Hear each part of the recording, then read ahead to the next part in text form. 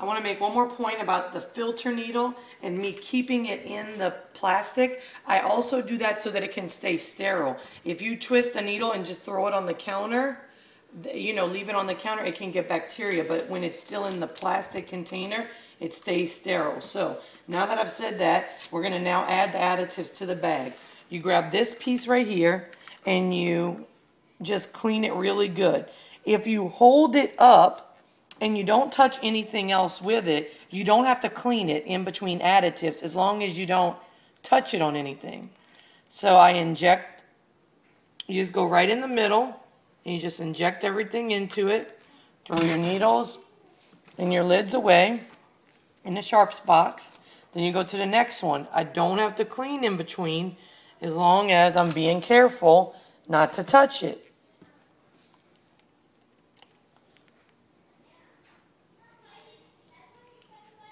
Just push them all in there. If it's got a little bit of air, it's no big deal because the filter on the pump is going to take that air out.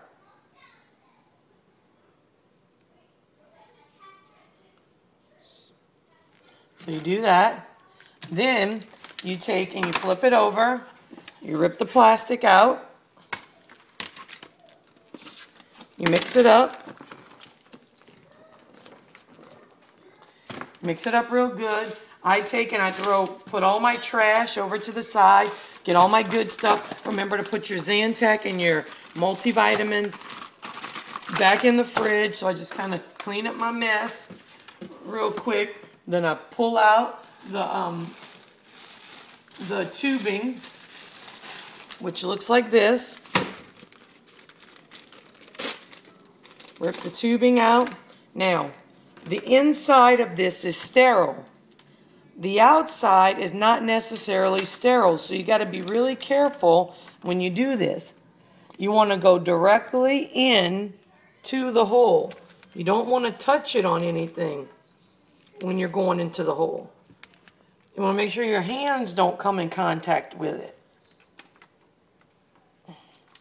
Then, now, I'm going to make sure that it goes through. And see how it's starting to go through? Now, we're going to purge it. We're going to purge it on the pump, but I like to let it go through a little bit.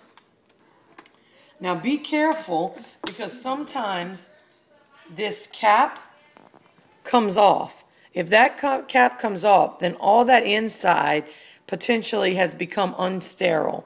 If that cap comes off at any time, you should use a site scrub to clean it. These are the site scrubs, and the reason why I use the site scrubs is because you can put it down in there and it'll get down in all the cracks and crevices. Okay, so I just leave that there and then I go get my pump ready.